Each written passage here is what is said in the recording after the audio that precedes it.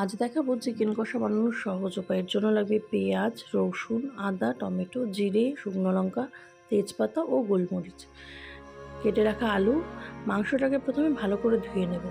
এদিকে মিক্সিং জারে পেঁয়াজ, রসুন, আদা, টমেটো দিয়ে একটা পেস্ট তৈরি করে নেব।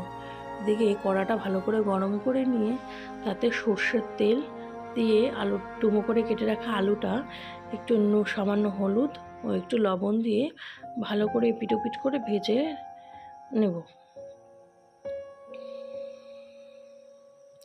এদিকে শুকনো লঙ্কা, জিরে ও গোলমরিচটা একটু সামান্য জল দিয়ে একটা মিহি পেস্ট তৈরি করে নেব।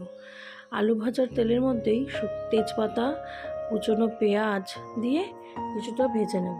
এরপর পেস্ট করে রাখা মশলাগুলো একে একে দিয়ে তাতে সামান্য হলুদ, লবণ দিয়ে একটু কষে নিয়ে মাংসগুলো দিয়ে দেব। মাংসটা বেশ খানিকক্ষণ নাড়াচাড়া করে নিয়ে ঢাকা দিয়ে দেব। এবার ঢাকা তুলে আবার কিছুক্ষণ নাড়াচাড়া করে খুব সামান্য জল দিয়ে একটু গরম মশলা গুঁড়ো ছিটিয়ে দিয়ে নামিয়ে ফেললেই রেডি আমাদের টেস্টি চিকেন কষা।